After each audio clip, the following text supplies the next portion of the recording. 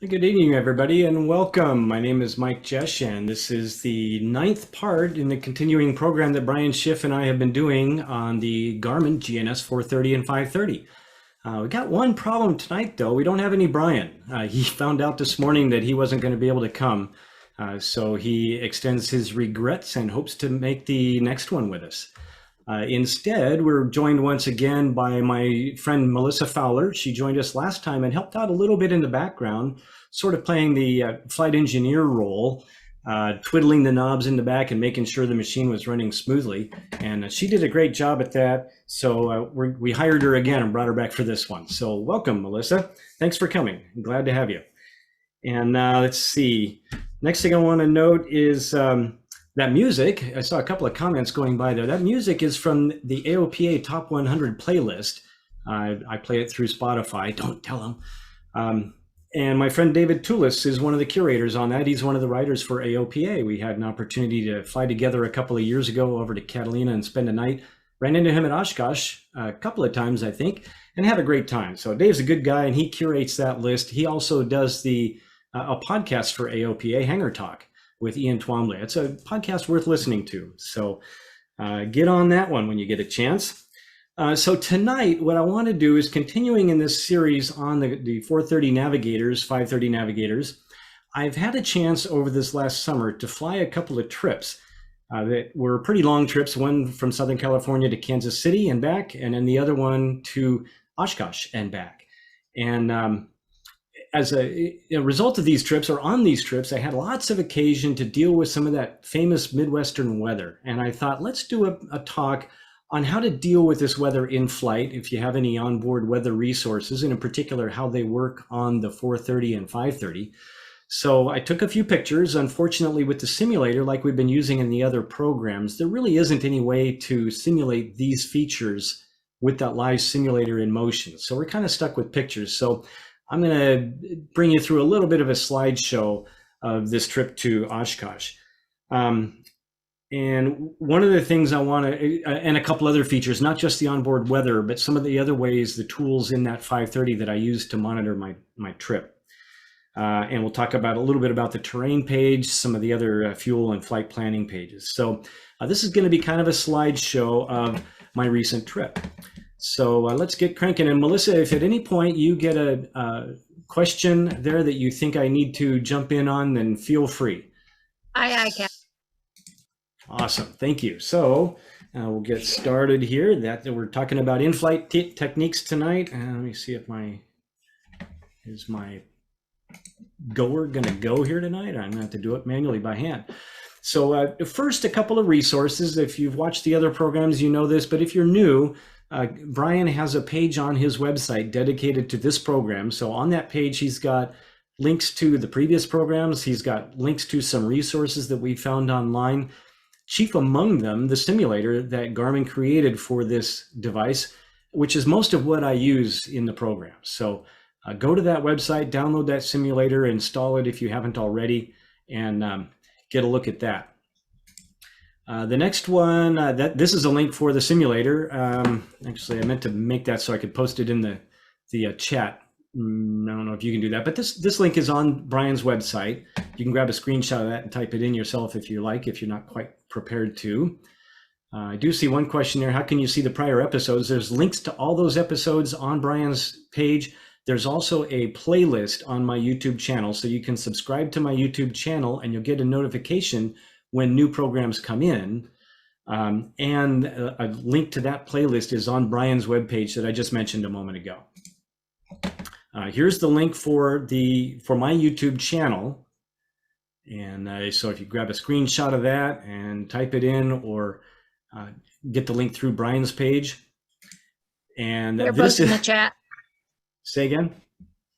They're both in the chat. Oh, awesome, Melissa. Thank you. So this is the link to the playlist. So if you're watching the recording of this, you might have to just pause it for a moment and type that one in. Of course, if you're watching it on my YouTube channel, you probably already know where the playlist is, so you're ahead of the game. The next thing is this Zoom subscription that we use for this is kind of spendy. It costs a couple of grand a year to keep this up.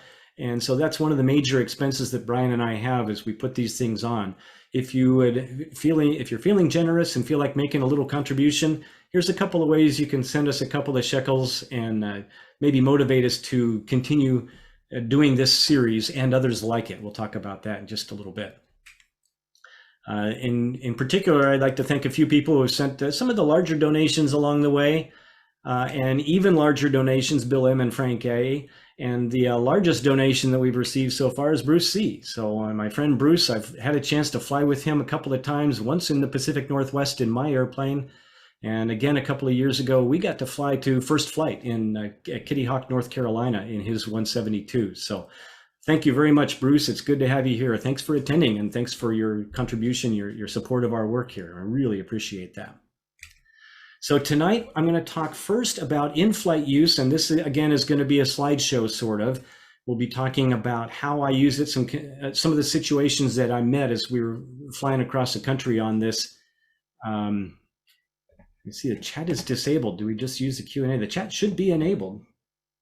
I see people are using it. So Walt, if you're not able to do it, that might be a setting you need to turn on your presentation of it. And yes, when I put these up on YouTube, I'll go ahead and put some of the links in the remarks section underneath. That's a good idea, Anonymous, so I'll take care of that. And then after we do this slideshow, I'm going to touch back on a couple of things that I've worked on previous programs. I've actually come up with a couple of new suggestions and techniques that I use that kind of feed directly into some of the previous programs. So I want to just touch back on some of those things. And as always, we'll take Q&A along the way. If you're able to use the Q&A feature, you can. I would prefer that we use the Q&A for things that are directed toward me, questions that you'd like me to try to address during the presentation here tonight. And if you have just general chat or maybe some information for other viewers, try to use the chat as much as possible for that. And Melissa will mostly be handling the Q&A and trying to keep that down to a dull roar for me. So I would thank you very much for that. So starting out, let's see, I want to start with the depiction in the simulator. This is a screenshot of the simulator. And if you'll notice down here on the nav page, in the prior episodes, we talked about the nav page and the page indicator here. So on the simulator, you can see that we only have 5 pages available on the nav page. In this particular installation at the moment, we're looking at the first of those pages. And on the 530, this is the version that has this compass rose around the top. And that's the main distinction between the 530 nav page 1 and the 430 nav page 1. The 430 does not have a page that looks like this. So I point this out because as we go through and look at some of the rest of this slideshow, you'll see this is a photograph of the 530W that's installed in my airplane. And you can see down at the bottom, instead of 5 pages, I now have 7 pages. So we'll talk about those extra pages, what you get on them in just a little bit. So this is my nav page 2 on the simulator here. A moment ago, I showed you nav page 1. And this nav page 2 is also very similar to the 430 nav page 2, where you have this extra little box full of numbers displayed over on the right-hand side.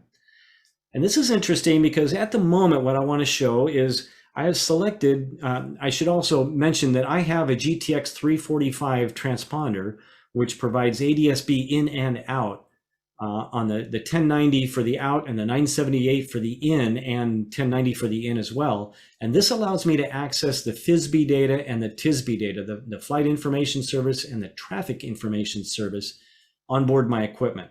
A couple other pieces of equipment I have that are real nice is a FlightStream 210. I talked about that in a previous episode, actually in an extra section I ran that was not available for Wings credit, but it was just after the 3, and it's in the playlist on my YouTube channel. I went out to my airplane and I recorded showing transferring flight plans back and forth between my iPad running 4Flight and the 530 in the airplane. So this is a great tool, and I think it's the best thing since sliced bread.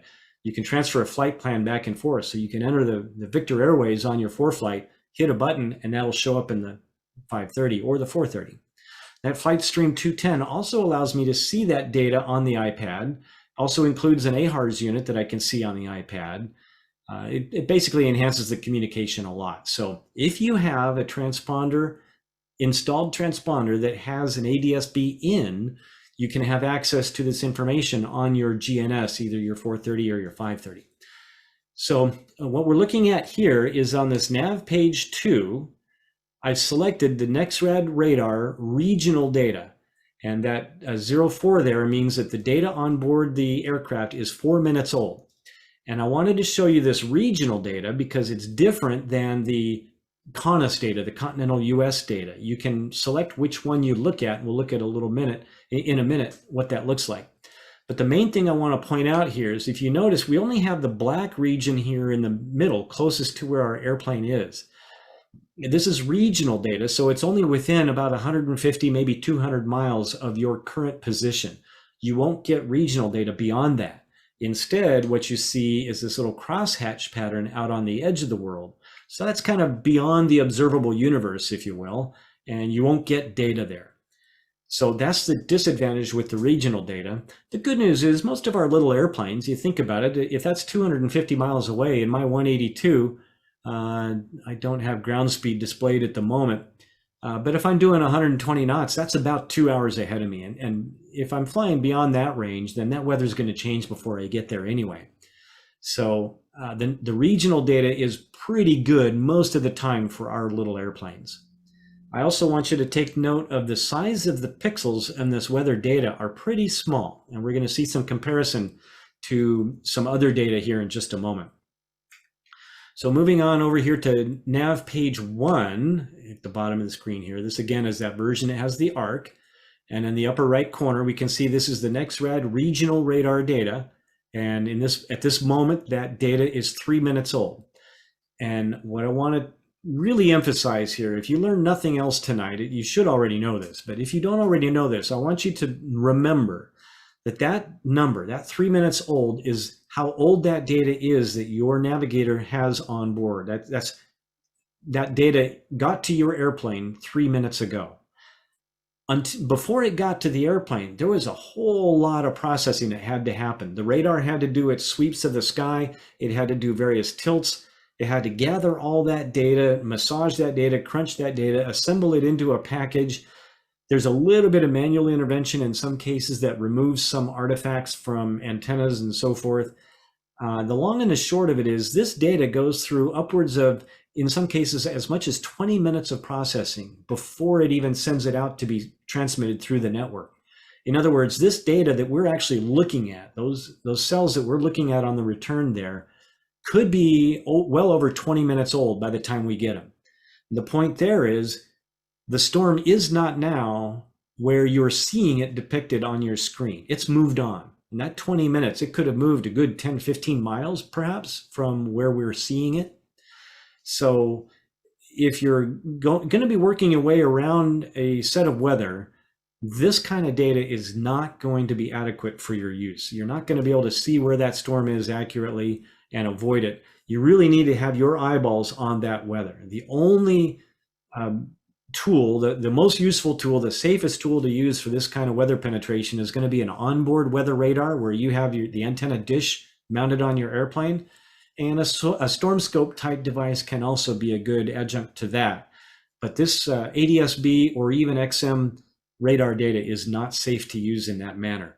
Now, having said that, you can see my airplane there, and I'm operating fairly close to a set of cells there. And so I'm going to talk about some of the things that I look at when I'm looking at this weather, when I'm deciding how close, where I'm going to go with respect to that weather. So one of the things I'm looking at is called contouring. You see around these storms over here, you can see we have a pretty stark line. We go from black, we skip the green altogether, and we go right into the yellow. And then in this section right here, we actually go right to the red. And the same thing with this cell over here. So in the radar business, we call this contouring. That's a very steeply contoured storm.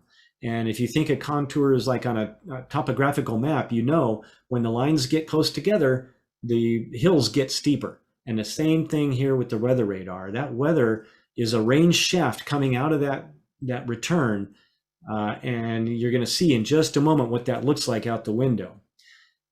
And I'll show you a little bit later on.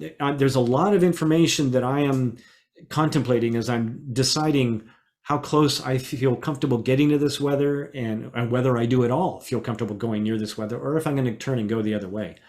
As you can see in this picture right here, I'm not on that green line right there. I'm 8 miles, or the pink line rather. I'm 8 miles off of it. So I'm already deviating around this weather because that gap is just a little bit too small for me to think about going between those two cells.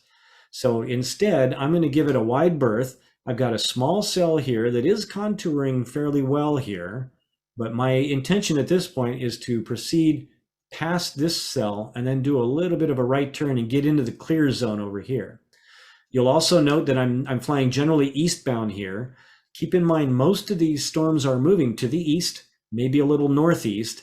So I prefer to stay on the south side of this storm so that the storm is generally moving away from me. So let's take a look here at outside the window. As I pass that little cell, this is what I was looking at, and you can see this rain shower right here. We got some pretty heavy rain right there, and that's a good 15, 20 miles away. So what I'm really looking at, if I'm deciding how close I feel like getting around this piece of weather, one of the things I'm looking for is the ceiling. I'm looking at local airport ceiling reports in their METARs and ATISs to determine how high the base of these clouds are. Now, in this case, these clouds were a base of about 10 to 11,000 feet. So I went through here at, I want to say 7,500 if I'm remembering right. This is June. And my friend Eric might be online here tonight. He was with me. He might be able to tell you what altitude we were at, but we were well below it. I want to be several thousand feet below the base of this weather, and I want to be able to see it. I'm looking at the ceiling. I'm also looking at the visibility. And if I'm seeing marginal VFR type visibilities, I'm not too interested in getting too close to this storm. But in this case, the airports in the area were reporting good visibility and high ceilings. So I've got a pretty high degree of confidence that I'm going to be able to visually avoid these storms and stay underneath them. I really don't want to get at a higher altitude. I might be embedded in the weather, and now I'm trying to find my way around embedded convective cells, and that's not a good idea. Even if I have radar, that's not something I want to do. If I have real onboard radar, not ground-based radar. So this is a screenshot from ForeFlight at almost the same location. At this moment, I had my my own ship not displayed, so you can't see exactly where I am. Don't ask me why I did that. I don't normally do that. But you can see these cells over here. And what I want to point out here is, notice that the pixels on this cell are pretty small. Each little square there is a pretty small size. And then notice as we get farther here to the northeast, the pixels get bigger. This is the difference between a regional radar and a CONUS radar. The regional is closer range to where we are, but you can't see the whole country. But the resolution on the image is better, and also the refresh rate is a little bit better. The idea being that if you're using this regional data to work your way around radar, you'd like to have that information updated a little bit more often. As we get a little bit farther out ahead of us in this radar, we're using the CONUS data. And so that's an hour and a half or maybe 2 hours ahead of us. I don't need the best resolution to be able to see that storm that far out. By the time I get there, it's going to be different. So here's the trade-off. And in ForeFlight, I don't get the option of choosing which one I'm going to look at. It decides to send me which ones. And I've heard other products like Garmin Pilot, I think you can select whether you look at the regional, the NexRad regional or the NexRad CONUS data. ForeFlight selects it for you. And I thought this was a great example of the difference between the two. So moving on now. This was an area, what I wanted to talk about, this now is on the way to Oshkosh. This is in the middle of July 20th or so. Different trip, different pilot with me on this one. And our overnight on the first night was in Vernal, Utah, which is right in the very corner of northeastern Utah. Right, it's kind of the last decent sized airport you get to before you get to Colorado. So we're departing the next morning, and we prefer to stay low. The weather was a little bit worse over the middle and the south end of the Rockies, so we went north this time. And I didn't want to deal with the weather, the little popcorn cumulus that pops up over the Rockies, so I wanted to go north. If you go north, you got terrain. But believe it or not, even with all that terrain, we never went above 10,000 feet on this entire trip. We flew eastbound here at 9,500 over northwestern Colorado and south central Wyoming. And I used this, this is nav on the airplane, in the 530 in my airplane. This is nav page 5. This is the terrain page, and this will be nav page 3 if you don't have any of this onboard stuff. This is a standard feature that's installed in all the Garmin navigators. So remember on this terrain feature that the yellow is terrain that's less than 1,000 feet below our current altitude, and the red is at our altitude or above. It's actually within 100 feet of our altitude, below our altitude, and above is red. So we set up this plan, we set up this plan to basically fly northeast out of Vernal into Wyoming until we got around this terrain.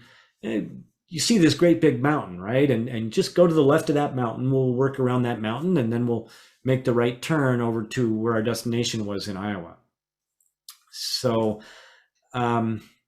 this was a pretty handy feature. Now, one of the other things I want to mention on this is in the upper right corner is an altitude figure, and this is a GPS sea level altitude. So it's above the GPS altitude reference datum, which is different than your altimeter.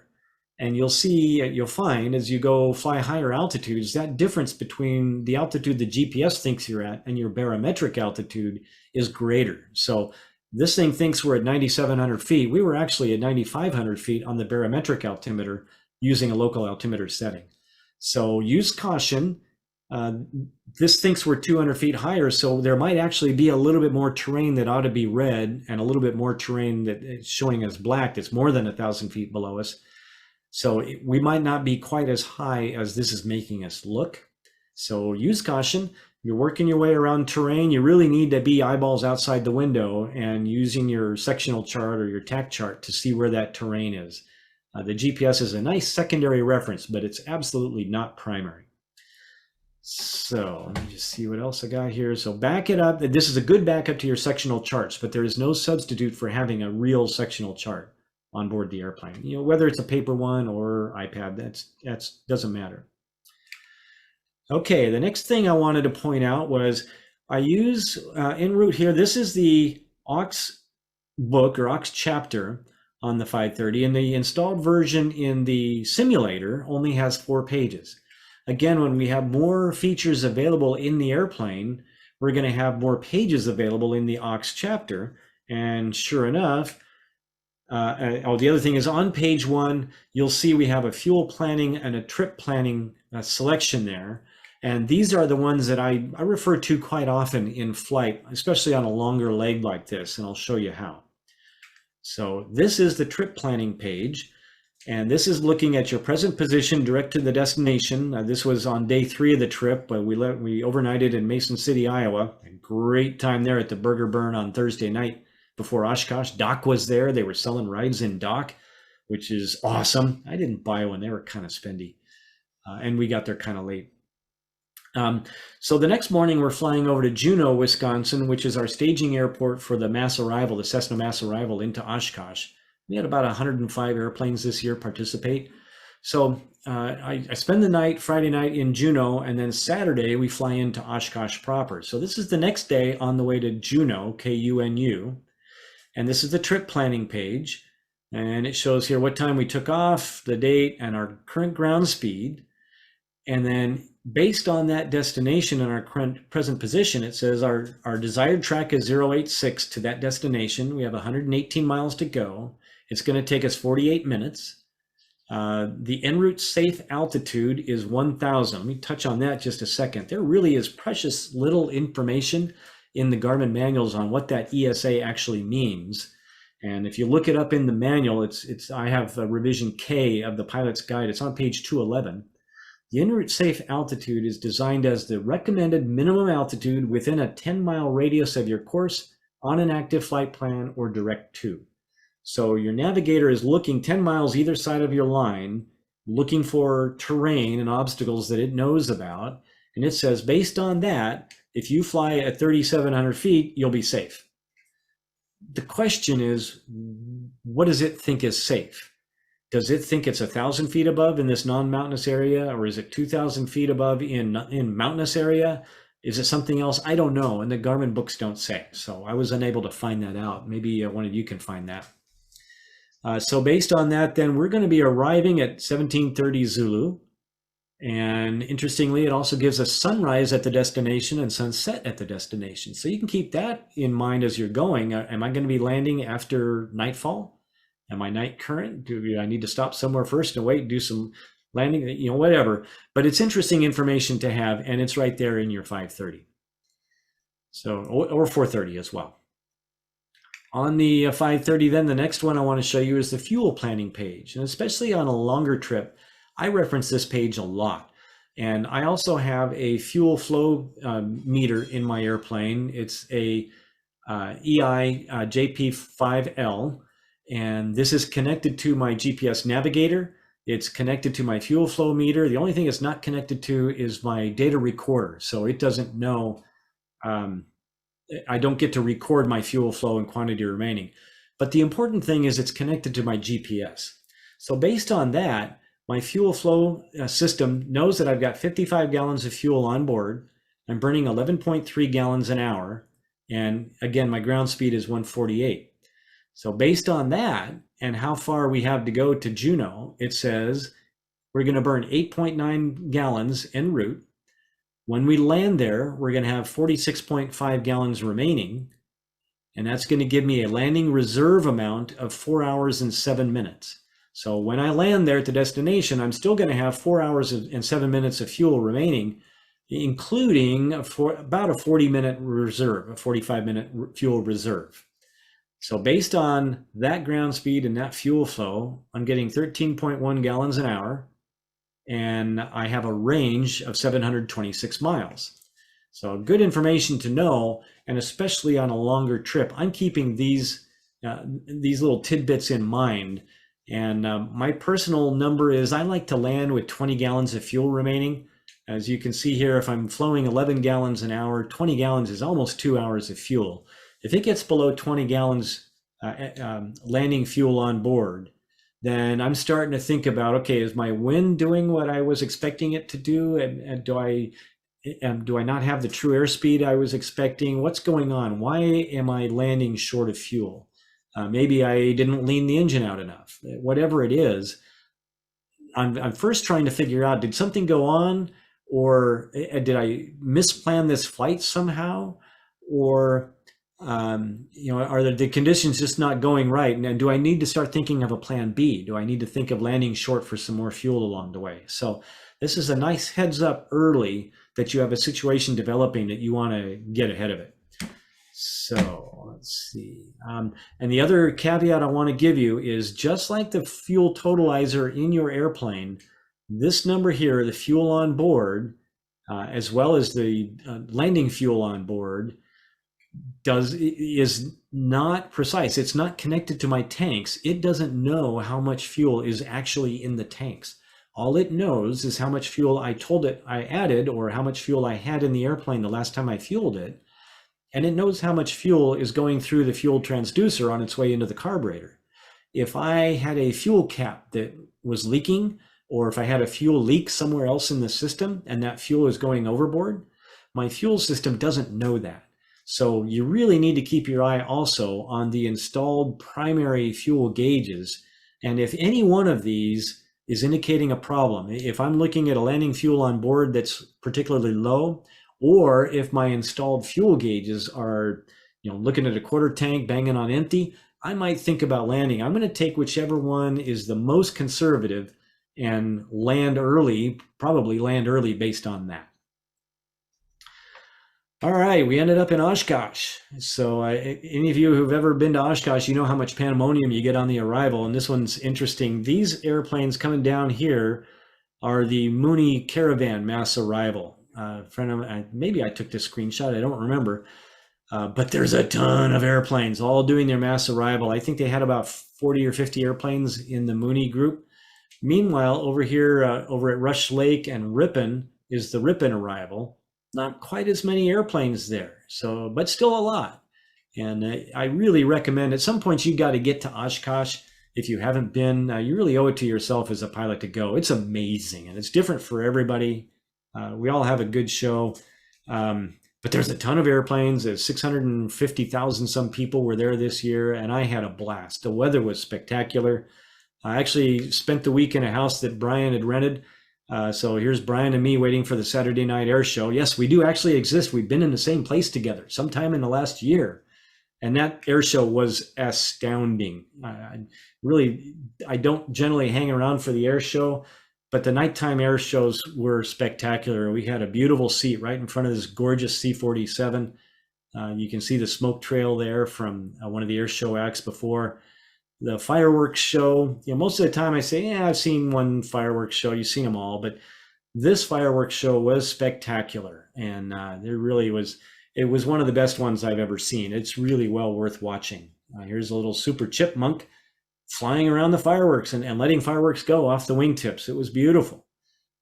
And this next picture is the wall of fire. This picture was shot by our friend Mark King, who is seated there right next to us. He shot that picture, and when that thing lets off, here we are half a mile away from that. You can feel the heat coming off of that bomb basically exploding on the other side of the runway. It's just gorgeous. So I really recommend it. Okay, so the next morning, we're on our way home. And Melissa, did you want to jump in? Do we have any questions that we can talk about here? I see Kevin's asking. Through the list. I tried to clear as many of them as I could and answer what I can. Well, let me take a couple of these here. Kevin is asking, he's got a 530W and a GTX 345, and I only have weather on the iPad on ForeFlight. I guess I need to adjust a setting. Yeah, you probably do. And this is going to be a setting that's in the configuration menu, which you'll find in the installation manual. And that installation manual is pretty hard to find. Might have to steal one from somebody. Maybe your avionics tech can get a hold of it for you. But there's going to be a startup configuration that you need to go in there to tell it that you have a 345 installed and what data it's getting back and forth. And I haven't been into that setting deeply. I know it's there, but I couldn't tell you exactly how to do it. So if you want, my email's address is going to come up at the end of the show. Fling me an email and ask that question, and I'll see if I can dig up more answers there. And Larry is asking the same thing. He's got a GTX 345 and a 182. Awesome. He gets TSB, which is the traffic indication, but not the FSB. And that again is probably a configuration setting. It sounds like your 530 probably doesn't know that you have a GTX 345 and it's fully configured. So probably a setup thing. Gary is asking, can you update the database with a flight stream? No, sorry. That works with Garmin Pilot, I believe, but not with ForeFlight. I don't think it works on the 430 and 530 because the data is stored on the data card. I think it does work on a GTN 650, 750, and maybe G500. I'm not sure. So nope, you can't do that with a 530. Joe was asking about the advantage of regional over CONUS, greater resolution. Yes, exactly. I touched on that a couple of moments ago. Greater resolution, but a less distance, less range that it covers. The CONUS is less resolution, but you can see the whole country. And we'll see that again here in just a little bit. If I connect to flow meter, does the fuel planning page become available on the 430? I believe it's on the 430 even without it. You have to manually enter the fuel quantity you start with and your fuel rate, and then update your fuel burn rate as you go. If you have a fuel flow meter installed in the airplane, then it feeds that information in directly. So I believe it is possible. Anonymous is asking the efficiency on the fuel planning page. That's basically your miles per gallon. So you get better mileage per gallon than a lot of big old trucks get, but maybe not so much as a car. Is there a way to tell if you can go over the top of the weather? Not on the 430, 530. I know Pete's got a GTN 750 and a 650 in his TR 182. Nice setup. And hi, Pete. Good to see you. On the ForeFlight, if you have your ForeFlight connected to the ADS-B source, one of the new pieces of data in there is cloud tops. And I'll be perfectly honest, I haven't looked at that. I didn't even think to look at that on my way to and from Oshkosh with this weather, which maybe we should have. But there is one of the ADS-B data sources is now cloud tops. So it's possible, not on the 530, maybe on the 750, not sure. So we got Larry's question there. Kevin, I've got the email. Yeah, okay. And will the Sentry give you all you need for the extra data? Yes, I use an external GPS receiver. I use an XGPS 190. The Sentry will also give you a lot of that same data, probably all that same data, I think. You just don't have and it'll give you the position, and you'll have an AHRS if you have the right kind of Sentry. It won't give you flight plan transfer if you had a Flightstream 210. That's about the only thing you wouldn't have. But yeah, I suggest hanging on to your external GPS receiver, even if you install an installed source in the airplane, because if you lose your electrical system and you lose your GTN or your GNS, all that stuff, you're going to lose your GTX 345 also. So you're going to lose that AHRS source. If you keep your external GPS that's hopefully charged up, if you lose all your onboard electrical system, you'll have an external AHRS. That could be enough to get you home if everything goes south. And that's a subject for another program. I talk about that in some of my ForeFlight classes. Okay, and I think I've taken care of everything that is open. On Alexander asked early on the name of the podcast. That was AOPA's Hangar Talk podcast with Ian Twombly and David Toulis. Okay, back to the screen here. This is a photograph. Sorry, it's not a screenshot. It's a photograph of my friend's Andre's iPad as we were leaving on Sunday morning, coming home from Oshkosh. We are westbound now, just south of Minneapolis. You can see Minneapolis over here on the right. And you can see we got some weather. This is all connected to the onboard GTX 345 through the Flightstream 210. He's connected to that.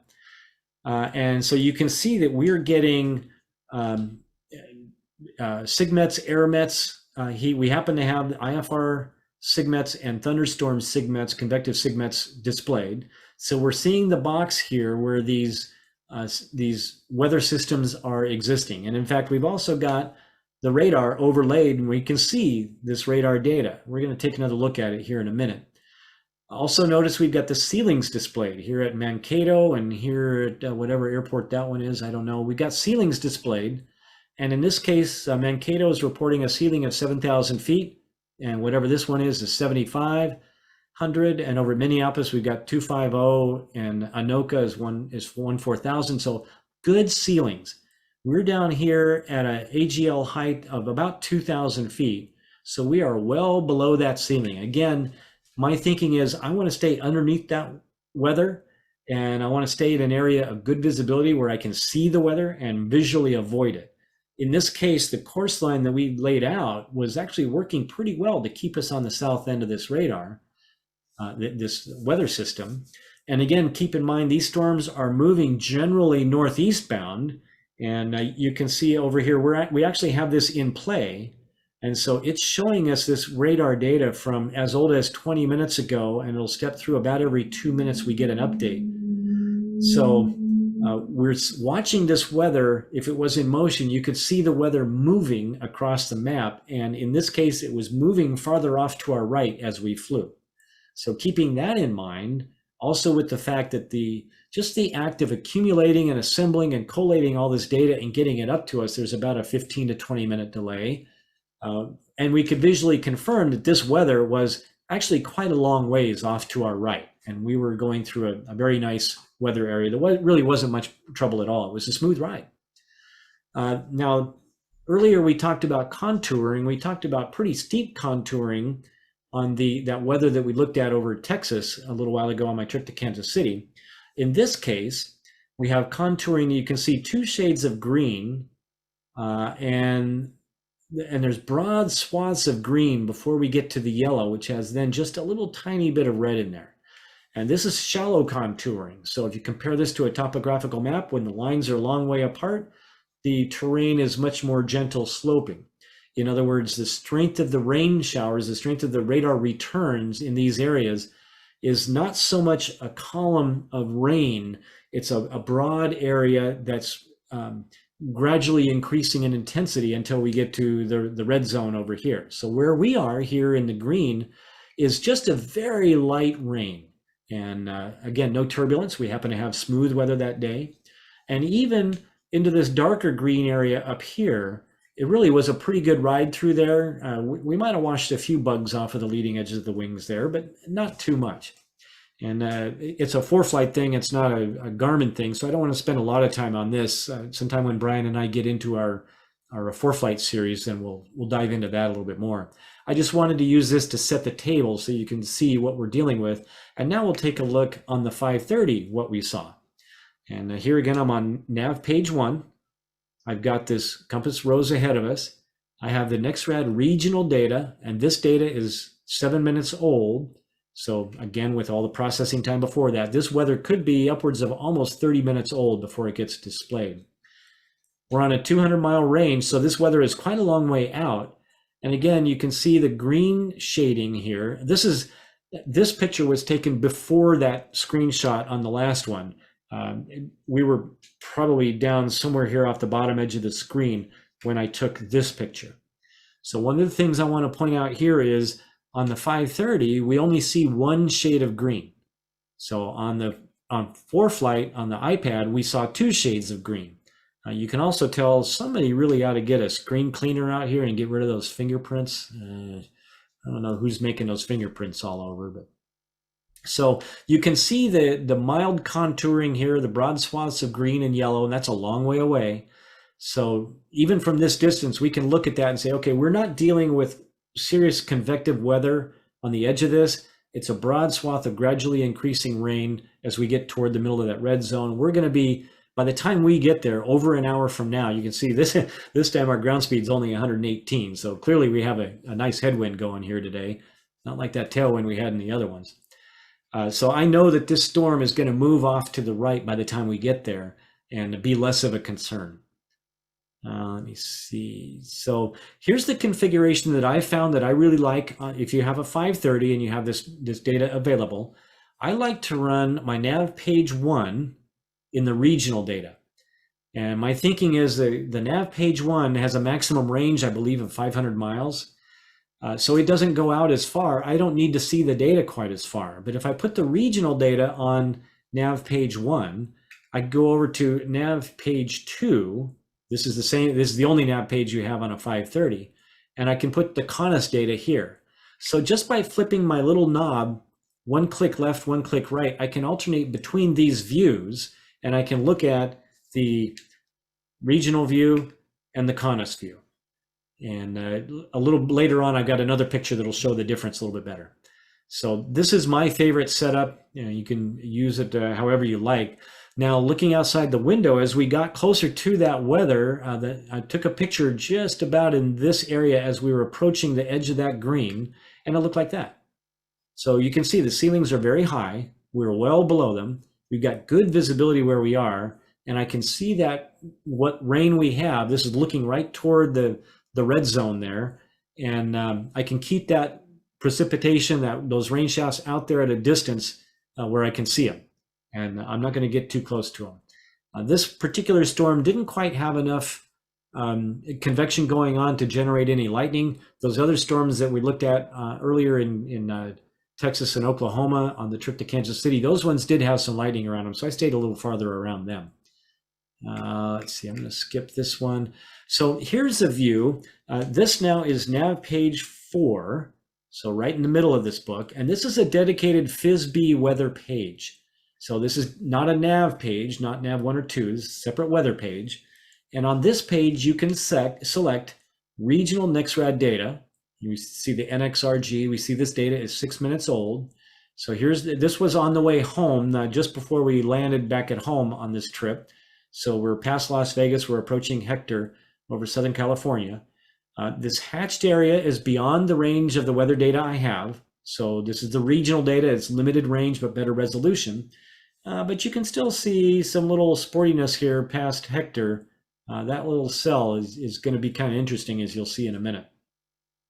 So this is the regional NexRad. You can push the cursor button. So take that knob on the right and push it and get your little blinking cursor, and you'll see this region NexRad changes. You can, once that starts, it starts flashing. Then you can twist the little knob one click either way and select the GNS NexRad data. So now we don't have that crosshatched area. We can see radar data for the whole country. At the moment, I happen to be zoomed out only 500 miles. I'm in the same location. This NexRad data is 14 minutes old. So a little while ago, I told you the NexRad updates more regularly. And that's true. The regional data updates at a more frequent interval because it's more tactical. You're closer to it. It's more important. The NexRad and the GNS data is a little bit slower. And you can see these pixels, these storms are bigger squares, so less resolution. The third option you have when you look at this is METAR data. Just keep spinning that. You see METARs, and it's going to put a colored flag over every station that's reporting METAR data. And that flag is going to be color coded by the weather conditions. The cyan is good weather, VFR weather. And then you get a green, yellow, red with increasing intensity.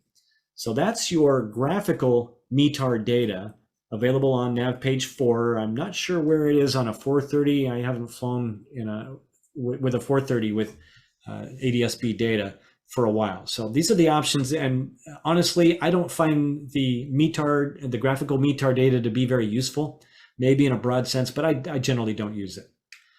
But I do use this. This is the textual METAR data. And we haven't really talked much about the waypoint page, waypoint chapter. We touched on it early on in episode 2. We kind of did a quick romp through there. And one of the other things you'll find is, again, if you have this data available, installed and configured correctly in your 530, so that your ADS-B source is sending data to your 530 and it's receiving that data, you'll see extra pages in the waypoint chapter to use to display this weather. So you can look at the textual METAR on page whatever that is, 6-7. And this is updated. Whenever a new update comes out, you'll have it on board within 5 minutes. It's important to note that a METAR is not an ATIS. So when ATC asks, advise when you have information, Mike, this is not the same thing. The weather portion of it may be the same, but the ATIS has that ATIS code. It's going to say it's information, Mike. It's going to say the takeoff and landing runway assignment, and it's going to list any NOTAMs that are new, local, temporary, that sort of thing, pertinent to your operation at that airport. So we don't get those in the 530. The GTN series will show certain NOTAMs, not all of them, but some of them. So that's your METAR page. This data came from FISB.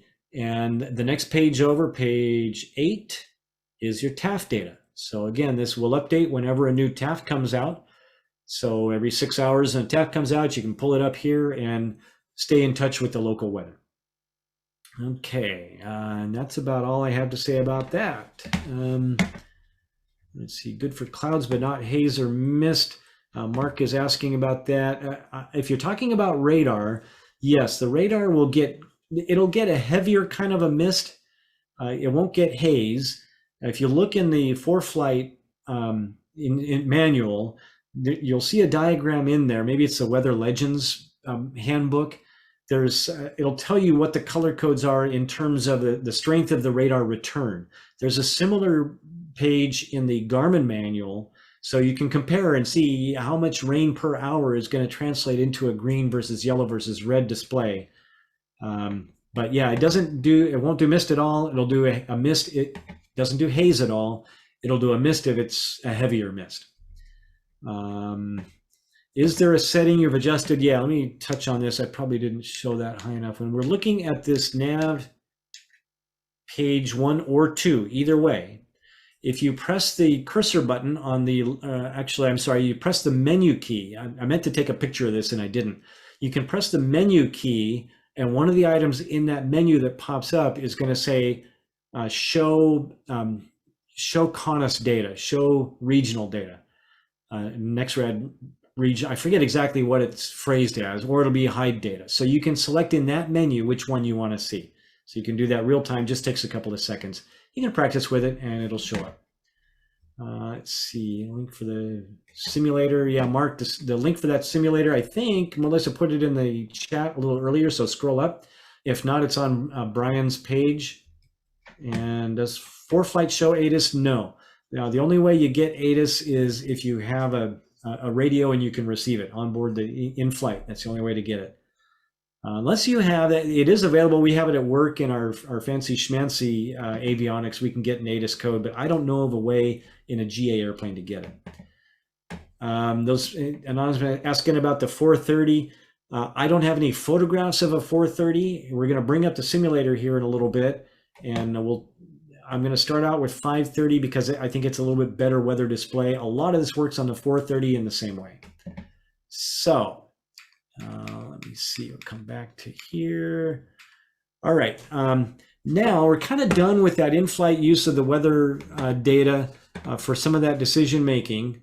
I'll stop this share here, and I'm going to attempt to bring up my iPad, and for some reason right now it's making me reinstall this plugin every time. I was unable to update my app before we got going here. So I'm going to bring up my iPad and I want to show you this approach. This happened just the other day. I was doing this approach. And one of the things I want to talk about here is that in previous episodes, I essentially have said never use vectors to final. And I found a case where it makes sense to use vectors to final. And one of the problems with vectors to final, this is a problem especially on the 430, on the GNS equipment, the 530, 430. GTNs do it a little bit differently, especially with the later updates. It's not such a problem. Let me see, do I have this up so you can see the right stuff? Let me move it over here a little bit. Get rid of that gray square. So I was doing this approach the other day, and you'll notice at the top of the screen we have two NOTAMs. And if we look at one of these NOTAMs, it says the terminal route from Kelps to Oceanside Vortac is NA. So we were coming from the north, from Victor 23, Dana intersection is there. We'll look at that on the net simulator in just a little bit. So we can't use this transition route. So we're going to fly to the VOR, and in this case then Oceanside becomes the initial approach fix that we want to start the approach from. The problem is if you select Oceanside as your initial approach fix, you're going to get this holding pattern with it. And SoCal Tracon does not want you to do that holding pattern. So how do you do this? And that's going to be the subject of the next thing we're going to look at here. Let me bring up my simulator. And let me check. Yes, the simulator is good. We're over Dana intersection. And we got our message. Yeah, okay. I'm sorry, I don't want to look at VNAV. I want to look at the flight plan. So right now we're flying from Orange County Airport to Dana intersection, which is on Victor 23 between Seal Beach and Oceanside. And we want to do this approach. Well, you can see if we select this approach and we come down here, we want to do the VOR alpha approach. I don't want to do vectors to final because I've been preaching against that for quite some time. We can't use Kelps because it's NOTAM'd NA today. So we're going to start it from Oceanside. That's the initial approach fix. So yeah, that's the one. It's going to give us that holding pattern. We're going to go to the missed approach point, and then it's got the missed approach over here. This is a VOR approach. It's not an RNAV or a GPS approach. So it's not going to tell you in here that it's going to give you LNAV minimums. We have to use the terrestrial nav aid to do this approach. And we'll come back to this load versus activate issue. For now, we're going to do just load it. So it's for monitoring only. Do you still want to load it? Yes. And I suggest always loading the approach, even if it's not an RNAV approach.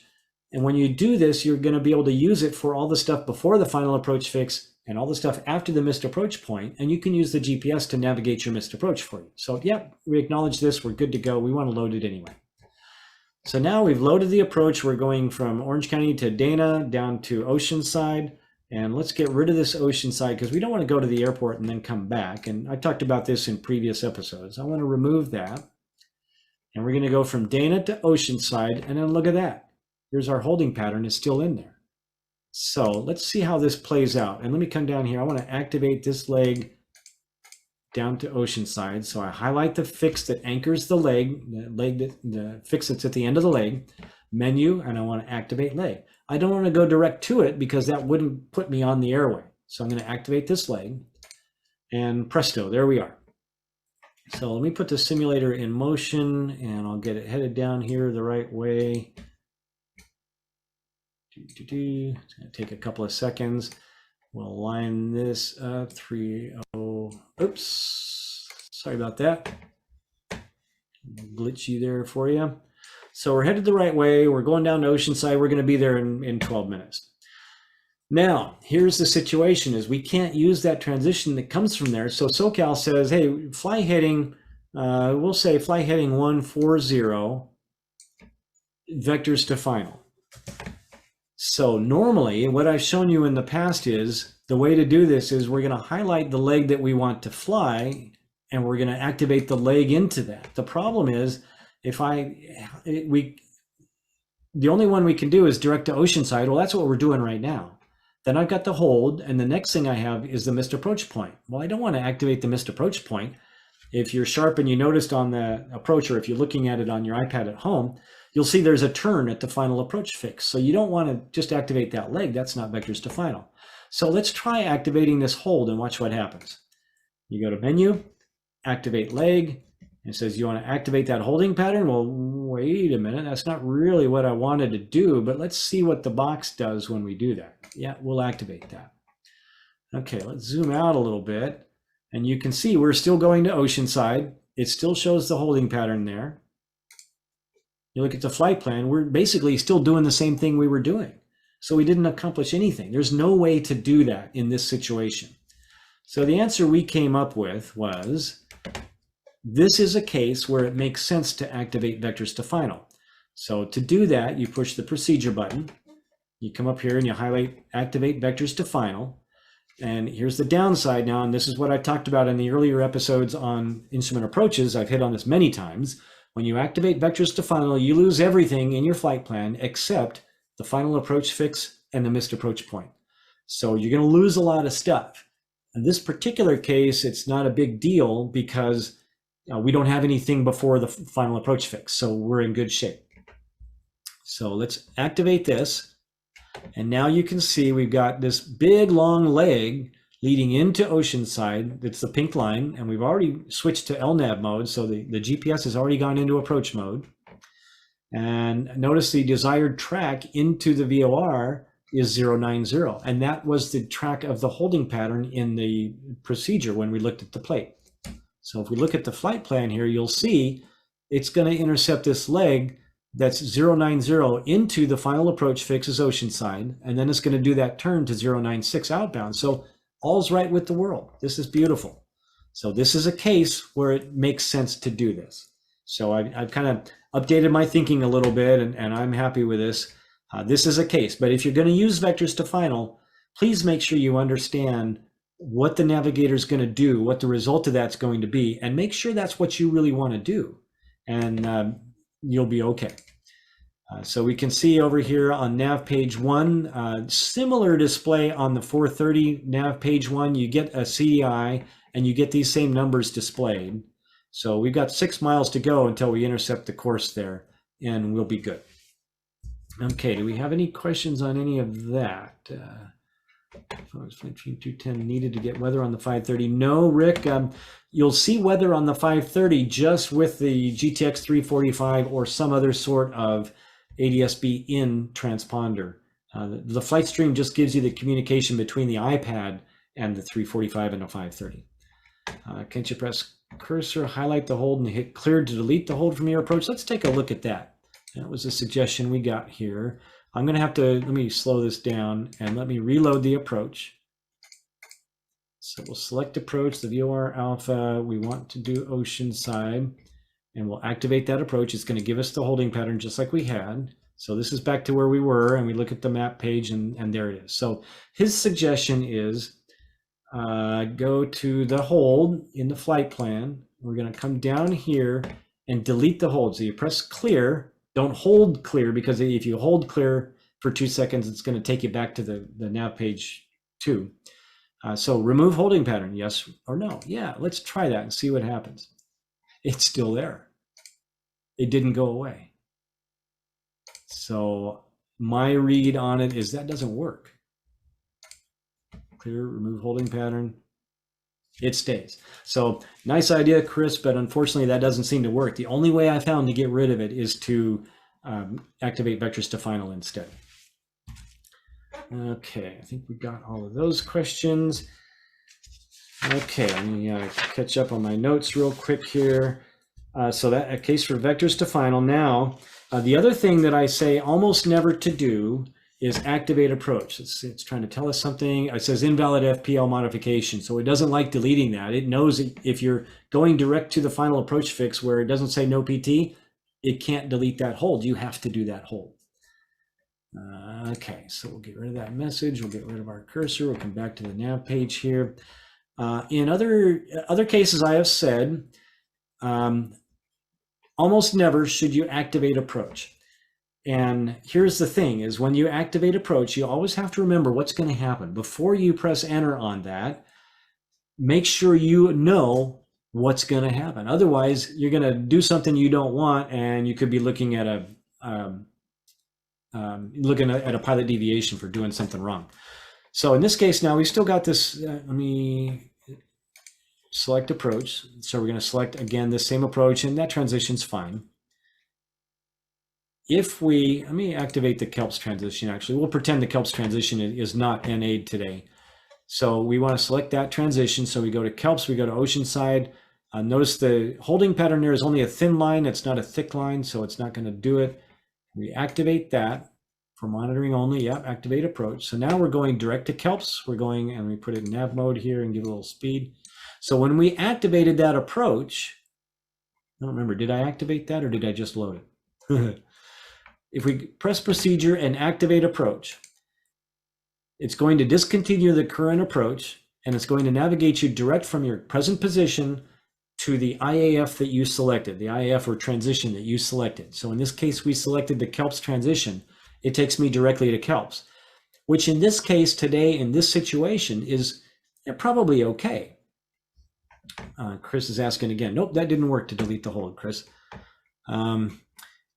So in this case, because that initial approach fix was out ahead of us, let's say that ATC said cleared direct Kelps, cleared the VOR alpha approach, you could do that and it would work.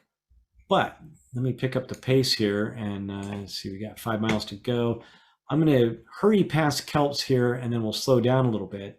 Here's where people get into trouble. I don't want that to take 2 minutes. I want it to take more like about 30 seconds. So we'll go to ludicrous speed here and watch what happens. So we're going to get past that initial approach fix, and we're going to activate the approach. A lot of people still think that you have to activate the approach to get the navigator into approach mode, and that's not the case. We've got this message is flashing, set course to 104. Okay, I'll do that and quiet that message down. So we'll be to Kelps in a few seconds here, and I'll slow it back down to a more normal speed when we get there. If we are past Kelps and we activate this approach, remember what I said happens when you activate the approach? It takes you direct from present position to the selected transition fix. And we selected Kelps as the transition fix. And I'll start slowing down. We'll get past this fix. So here's what most people do. We'll go past the fix, we activate the next one. So now we're in LNAV mode, we're on the approach, and somebody thinks, oh, I didn't activate the approach, I got to activate it. So we come back over here and you say activate approach. Are you sure you want to discontinue the current approach? Yes, no. And you say, yes, I want to deactivate the current approach. Look at that. Now we're going back direct to Kelps again. So if we zoom out here, let me switch to the nav page 2. We'll probably get a better view of this. It's going to do a turn. It's going to turn us all the way back around. Oh, let me slow down here. We don't need to be going 280 knots. It took us off that approach. We're turning around the other way. And about this time, ATC's going, hey, what are you doing there? So don't do that. Here's what you do instead. You come to the approach here. When the fix is ahead of you, you highlight the fix that anchors that leg and you press menu and you say activate leg. You want to do that leg from Kelps to Oceanside? Yeah, that sounds good. So now we've got the correct leg.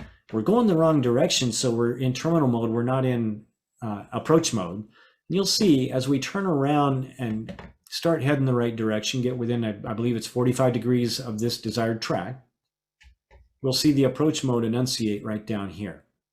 There we go. So use that activate leg in the flight plan to activate the leg that you're intercepting. And that's going to get you back on the approach. It's going to activate the approach. It's going to sequence the waypoints, and you'll be in great shape. Make sure one of the things you need to do as you cross over the final approach fix is verify your navigation. And remember, this is a VOR approach. This is not a VOR or GPS approach. It's not an RNAV approach. So that means you cannot use GPS as your primary navigation. You need to change your CDI over to VLOC and tune in the station, identify it, make sure you got the right course selected and all that. This is one of the things you need to check as you go by the final approach fix. Okay, and so almost never vectors to final here. So the next one I wanted to talk about here, let me put it in heading mode and we'll get going the other direction. This one also came up the other day. I'm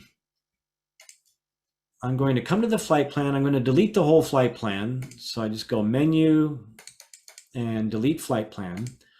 We were going over to Long Beach that day and we wanted to do the VOR runway 30 approach to Long Beach. So we'll come here to the flight with the procedure mode, procedure menu. We'll come to select approach. We're going to change the airport to Long Beach. And it's kind of a similar approach. We want to do the VOR 30, and ATC basically said we were VFR. It was a practice approach in VFR conditions. So in this case, we selected Seal Beach as our initial approach fix. And see, once again here, it's showing us the holding pattern, and it doesn't show LNAV here. But do we want to activate this approach? Yeah, let's activate that approach. We have the same problem here. We're going to Seal Beach. We're going to do the hold. Then we're going to go to MAGQ. And hold is the final approach fix. MAGQ is the missed approach point, and then out to the missed approach hold and so forth. So here we are. I'll put us in nav mode. So when we get to Seal Beach, what's going to happen? The navigator is going to do this holding pattern for you. And I guarantee if you enter that holding pattern, ATC is going to say, hey, what were you doing? So let me flip over to back to my iPad for just a second, because it's probably about time that I show you this approach on a plate. So standby one here.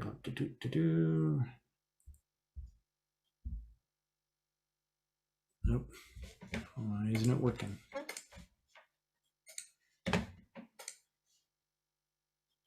I may have to stop share first and then switch over. Yeah, let me do that. Okay. So share iPhone, iPad. I'll give you a second here to get this. So I want to show you this approach. It's almost the same as that other one, and the situation was just slightly different though. So I want to show you what happens. The question was, what happens if you manually enter a fix to try to do what you want to do? So here's our Long Beach approach. Get over here. We went direct to Seal Beach, which is an initial approach fix, and it doesn't say no PT, so that means we have to do this procedure turn. But we don't want to do that procedure turn. We're in the same situation we were on the other approach. So I said, why don't we just do the approach from mids instead? And the mids transition says no PT, so you're not going to get that holding pattern. So the question is, can you just manually enter mids in and fly the approach like that? Let's see what happens if we do that. Go back to the simulator again. Okay, so we got our flight plan. We got a message there. Okay, it complains about my course is not set right. Come back to the map. We still got 24 minutes. I'm going to pick the pace up a little bit here. And we go to the flight plan now, and we're going to add this waypoint in. So we go to the fix that's after where we want to insert the waypoint, and we're going to type in mids. MIDDS.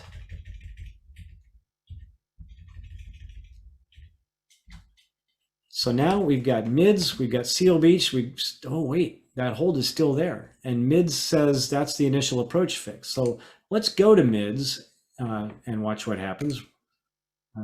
Get that information here. We want to go to mids, and we want to go direct to mids. Direct enter, enter. So now we're going direct to mids, and let's zoom out just a little bit and see where we are. We've still got 5 minutes till we get there. So let's take a moment and go back and review this flight plan. So we're going to fly from mids to, we're going direct to mids now, and then we're going to go to Seal Beach as the initial approach fix, and then we're going to do the hold as the final approach fix, and then we're going to proceed inbound with that turn over the final approach fix and go do our approach. Not what we want to do. The other thing I want to show you here is, let me go and pick up the pace a little bit more. Notice that we're in en route mode right now. We're more than 30 miles away from the fix. We're 23 miles from mids. We're more than 30 miles from the airport. Let me rephrase that. So when we get down to within 30 miles from Long Beach Airport, we're going to change from the en route mode over to the terminal mode. So that should be flipping over pretty soon. How long is that? That was 9 miles plus the final approach is 4 miles, 13 miles. So at about 17 miles, we're going to see it switch from en route mode to terminal mode. We'll pick it up to ludicrous speed here. Meanwhile, let me show one other thing. I think here, if we go over to nav page, I'm sorry, not waypoint. I want to go to nav page 2. Oops. Here's nav page 2. I want to point out we get our cursor on this page. And if we move this cursor up to an airport, let's say, it's a lot easier to do this in the airplane. Press enter, you get that waypoint chapter. And you can scroll over here to the, you got to get rid of the flashing cursor on the done and move over here. If you have the installed equipment in your airplane, this is another way to get to a local METAR page. So this is what I do when I'm en route to, no, I got to get out of this here. This is a case where I'll just push and hold the clear button and make sure we're doing okay. So that's what I do when I'm en route. If I want to look at a local altimeter setting to set my altimeter en route, because remember the regulation says you have to have your altimeter set to a station within 100 miles of your location. So that's how I keep up to date on my my local altimeter setting. Okay, we got less than a minute to go. That also works in the 430 on page 2, 530 page 2. It does not work on page 1 because you don't have access to that cursor on page 1. And while we got this a few seconds here, Melissa, do we have any other questions I can take? Yeah, one is, why aren't you in VLOC? And then another was about loading the approach from the nearest page. Okay. Yeah, we'll cover that one in just a second. So notice we did switch to terminal mode. Why am I not in VLOC? In this case, I'm navigating until I get to the final approach in GPS mode. So what I want to point out here, and we slow back down to a more normal speed here, we're in terminal mode. That mids is an IAF, so and the next fix after that is the FAF, the final approach fix. So normally that's when the GPS activates into approach mode. But in this case, because we manually entered that waypoint, it's not going to happen. It's going to stay in terminal mode. And remember that your course deviation resolution increases. It's tighter resolution on an approach. So we're just fixing it now. We're in terminal mode. We've got, wow, that was a weird little hiccup. So we're flying from mids to Seal Beach. We're still in terminal mode, and it's still showing that holding pattern. So it's still going to do that holding pattern. And we don't want to do that. And again, we come over here. We can't just delete that hold.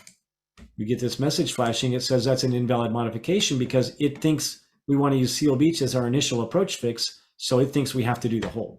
So let me slow down a little bit more here. So if you hold the clear button, you just come back to the nav page 1 here. So the only way to get rid of that hold is to, again, activate the approach. Remember, though, if we activate this approach, what's going to happen? The airplane's going to turn around.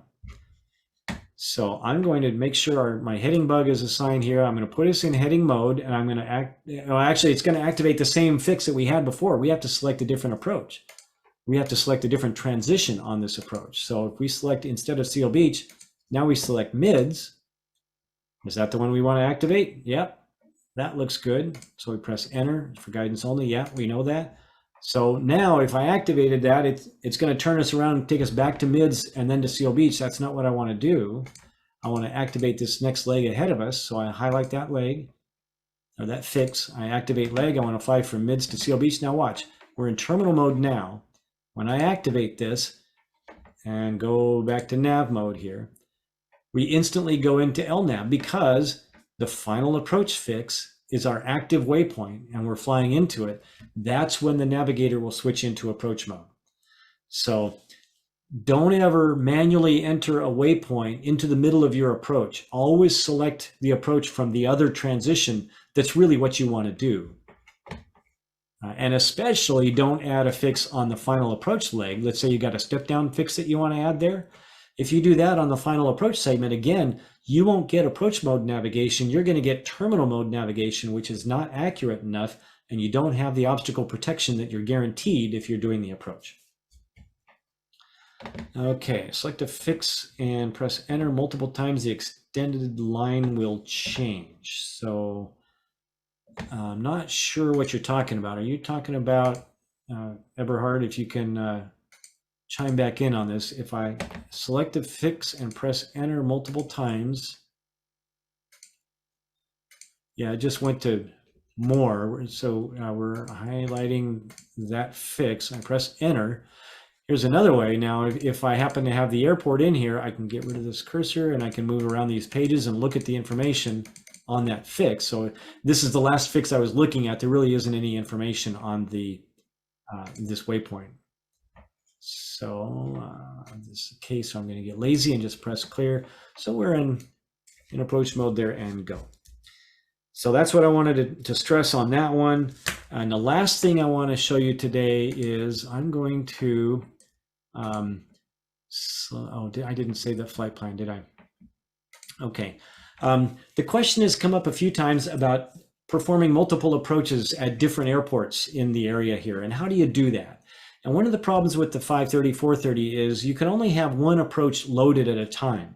Some of the other navigators, you can put multiples. In the GTN and the IFDs, you can put multiple approaches in there. But in this case, on our handy dandy ancient 530 here, we can only do one at a time. So here's what I do to make it a little bit easier. I'm going to delete the flight plan.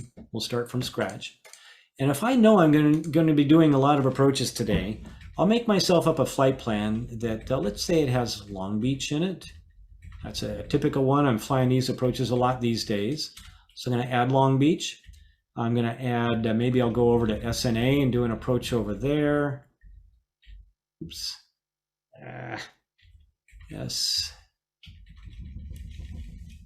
SNA. And maybe I'm going to do one over at Fullerton. Do that handy dandy VOR Alpha approach that we all know and love so much. So you get the idea that you can make a flight plan that just has a bunch of airports in it. We're not actually going to fly back and forth between these. So you have to you're going to mostly use heading. I mean, realistically, ATC is going to have you on vectors all over creation anyway. So it works out pretty well. So we put all our approaches in here. And now let's say the first approach we want to do is at Long Beach. So we come over here to Long Beach and we go direct to Long Beach, activate that. Now we go procedure, select approach, and we get Long Beach as a selected approach. So let's say we want to do the ILS 30, and let's say we want to let's do that mids transition again. And in this case, we want to go ahead and activate it. So it's going to fly us from where we are directly to that waypoint. Should anyway. Let's see, where's it going? No, it's still going direct to the airport. So I guess I accidentally hit load instead. So you get the idea. We're on this approach, or we will be soon. So we're done with that approach, and we've done the missed approach down here. We've gone out to the missed approach point. We've gone out to pattern, and we've done that holding pattern. We want to do the next approach now. Let's say we're going to go to Fullerton. So now we come back up here earlier in our flight plan. We just go direct to Fullerton, activate that, and now you go procedure, select approach, and Fullerton is the airport selected. So now we can select the VOR Alpha approach. And let's say we want to do this one from Albus. And so this time we'll make sure and activate that. So that's the proper orientation of the legs. That all looks good. We're going to activate that. Monitoring only. Yep, we know that. So now we're going directly to Albus. We look at our map, and we're going to do that approach. And okay, we're done with that approach. Let's say we want to go do the one of the ones at Orange County. So again, we come back to the flight plan. We come up here. We highlight Orange County. Direct, enter, procedure, select approach, pick our approach. Let's do the RNAV 20 right this time with the Sager transition, and we'll activate that. So very quickly, with just a few keystrokes, I've been able to select multiple approaches at multiple airports without getting lost in all the menus. So that's a new thing I learned. I think one of you probably suggested that a couple of months ago, and I've been playing with that. It works great. So that now is all I had on the menu to talk about today. So I'll leave the simulator up. What do you have for me, Melissa? Anything else that we haven't already touched on?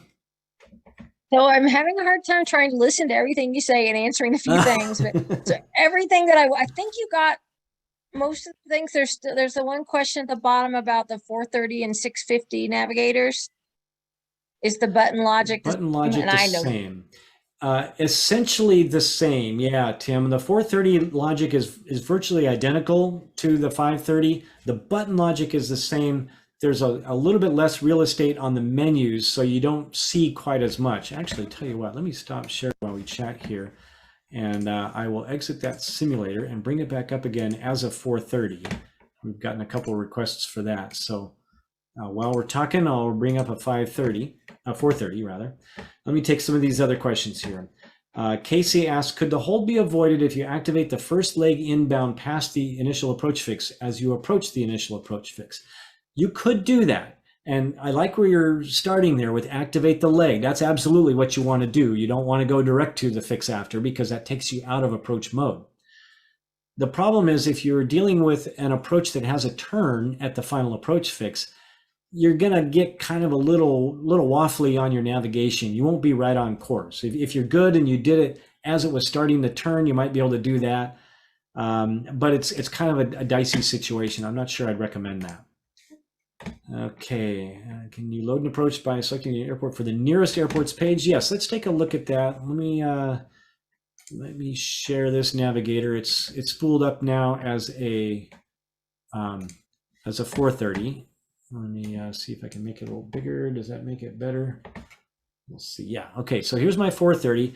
And the question is, can you load the approach by selecting the airport for the nearest airports page? So let's put us in motion. We're flying along. This is a great thought also. I like kind of thinking a little extra stuff here. And we'll put it in heading mode. So we're flying along. And we got our message with our warnings. Yeah, we know that. So the question is the nearest page. So remember how you get to the nearest airports page? You take the big knob, you spin it all the way right. You take the little knob, you spin it all the way left. So big knob right, little knob left, and here's your nearest airports. So what Eric is suggesting is we'll give ourselves a cursor, we'll highlight the airport. You can go direct to that airport, enter, and now we push the procedure key and select approach, and presto, we've got the approaches selected for that airport. So great suggestion. That's a good way to do it. And so we'll come back over here to the nearest. Let's pick another airport. None of those are going to have approaches. Here's Oceanside. Let's go direct that one. Direct enter. Oh, I got the wrong airport. It must have just moved on me. Okay, let's pick Corona. As we move the airports in the nearest airports page, well, I did the wrong thing there too. What did I do? Okay, nearest airport. Not Seal Beach. We'll go back to Corona. Direct enter, and then procedure, select approach, and we got Corona approaches. So yes, the short answer to your question, that does work. Good tip. If you selected mids as the IAF, wouldn't that get rid of the hold? Yes, Bill, that's exactly what we're doing. That's what we're getting at. Select the other one that doesn't have the hold, and you won't get the hold. Joe's, recent stuff. This happened last night. There's an IAF and FAF. So what he's talking about is a fix that doubles as both the IAF and the FAF. And that's the case with both the approaches that we looked at tonight, both that VOR Alpha to Oceanside and the VOR 30 to Long Beach. The same thing. Where'd that question go? Loading the approach gives me the IAF as an option or vectors to final. Not seeing the FAF option, I loaded VTF, and as you said, lost all info. Got frazzled, chose 2. So the question basically is, it sounds like, it might help if I knew which airport you were talking about. Use the ERA to go to the FAF and go direct to it. That's not legal navigation because that's not an installed IFR approved. It'll get you there in the ballpark, but it's not approved. So be very careful when you're doing that. So yeah, if you throw in which airport you're talking at, we can look at the approach. But VTF is going to, vectors to final is going to give you if there is a holding pattern into the fix, it'll give you that course, that inbound hold course as your course into the fix. So that's what you want. And you won't see the FAF. So the option would be VTF, but you said you lost all info. You should have still had the final approach fix and the missed approach point. You won't have the fixes before that. And that's the danger. It wasn't the case on the approaches we looked at here tonight. But there are other approaches where if you have a step down fix outside the final approach fix, you lose track of that fix. You don't know where it is, and you have to do public math on while you're in flight to figure out, am I before or after that fix? Roger's asking how to load a T route. I can do that real quickly. On the 530 and 430, you cannot. Sorry. It doesn't know about them. GTNs do, IFDs do. But on the 430 and 530, you could do it if you had an iPad with an EFB on it, and you can program it into your iPad and then send it through your Flightstream 210 into your 430 and 530, but you can't load a T route, just like you can't load a Victor Airway or a Jet Airway either.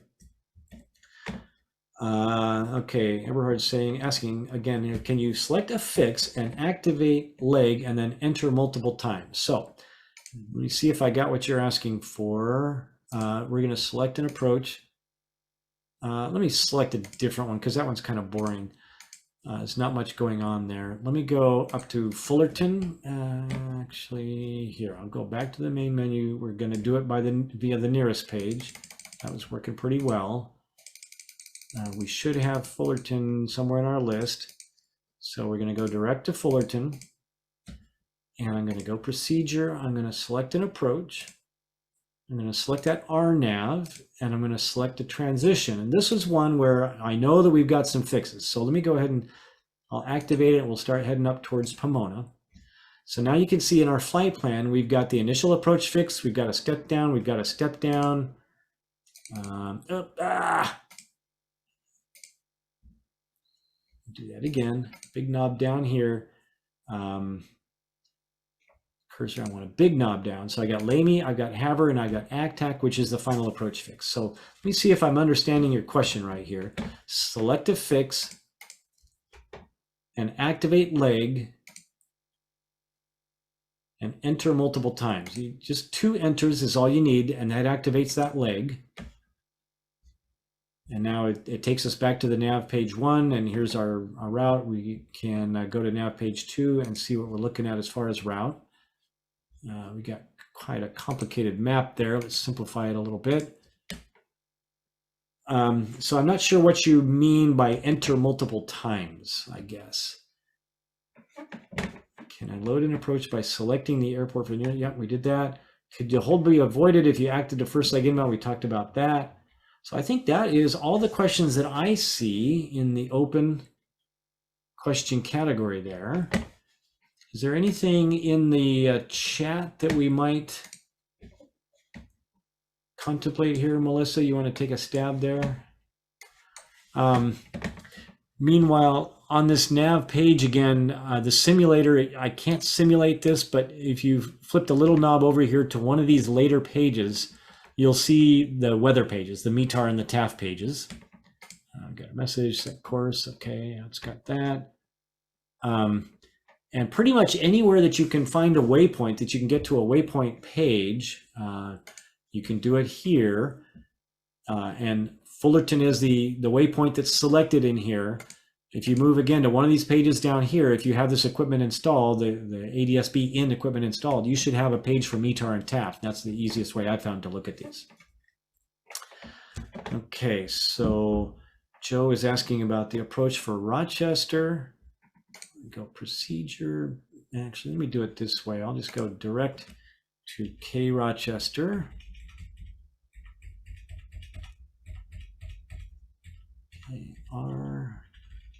ROC. So we're going direct to Rochester, and I'll go ahead and make it go nav mode and ludicrous speed. We're not going to be able to get there tonight, but I just want to see the approach. He wanted to look at the RNAV 25. Let's see if we have that one in here is the first question. Boy, you got a lot of approaches there. So we got an RNAV GPS 25 and cleared to the FAF. So we don't even have, we have vectors and unit. Let me look at this one, KROC. I'll look at it on my iPad here. RNAV GPS 25. Oh, that is an interesting one. Okay, yeah, let me share this screen because this is, I haven't seen one like this, so I'm really glad. Thanks for showing this because this one has an interesting twist to it. Why not just review METARs and tasks from your iPad 4 flight? Yep, you can do that. But then why do you have a 530 with a ADSB in and you have the equipment? So I'm just showing you how to use it. So let me bring up my approach here. Okay, so this is the approach, and let me move it over here so I don't have things blocking the screen. So what he's pointing out is this is the first approach I've seen where there are no initial approach fixes. We have an intermediate fix, and we have a final approach fix, and we have a step down fix, and we have a missed approach point, but nowhere on this chart is there an initial approach fix. So that's a really interesting case. And you'll notice here we have this note that says radar required, and that's why, because the initial approach fix is used to transition from the en route environment onto the approach. And if you don't have a way to get from the en route onto the approach, you get radar required. And you can sometimes substitute an RNAV, which we've got an RNAV. This is an RNAV approach, or we wouldn't be doing this. So that makes for an interesting case. In fact, I want to save that one because I'm always looking for interesting approaches. So we go back to our simulator here. Not that one. We want to look at this one. So we only have that intermediate fix and we have the vector. So what do you do? And in this case, I think my inclination would be to select unit as the fix out there, and we'll go ahead and activate that. So you're probably going to get vectored to intercept this final approach segment somewhere between unit and Tunley. And if you activate vectors to final instead, you won't see unit. You'll only see Tunley, and you'll see, well, you will see a straight line into it on that 256 course into it. So you'd end up eventually. But the only way really to get the course you want and to get LNAV guidance on it is going to be to activate unit. So that's a weird one. And VO approach can legally be used as a nav source for your HSI. Yes, Mark, that's a very valid point. You can use GPS, you can use autopilot following the GPS, but you must have the station turned on, tuned in, identified, plugged in, verified, and displayed somewhere. Absolutely true. You can use the number 2, that's fine. You can even use it on the number 1 while you use your autopilot in GPSS mode because it's paying attention to the navigator. And we did that the other day kind of accidentally, and I pointed out to Pete when we got on the ground, hey, did you notice you had your green needle on the VOR, but your autopilot was in GPSS and it was following the GPS flight plan? That's perfectly legal. 430 installation, can I change the configuration to show weather traffic? Yes, in the installation manual, Walt, there should be a section in that manual, I believe that's where it is, on how to program, how to configure the external devices. On an RNAV approach, one would allow you to delete a hold. It would depend. If that holding pattern is over the final approach fix, it will not. If it's selected as a IAF where the segment says no PT, it probably will not. So give it a shot, see what works. If you never activate approach, just activate each leg. What happens if you need to go missed? No problem, Maurice. If you activate a leg, you don't need to activate each leg. Just activate the first one that's closest to where you are. Once you get established on that course, waypoints will sequence normally. Each subsequent leg will get activated in turn. When you get to the missed approach point, you'll follow the missed approach once you unsuspend, and you'll be golden. That's exactly how it's meant to be used. Okay, and that is, I think now we've covered all of them again.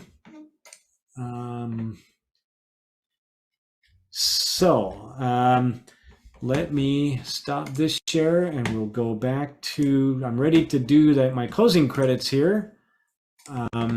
So we're going to switch back to, how come it's not letting me go to the next page here?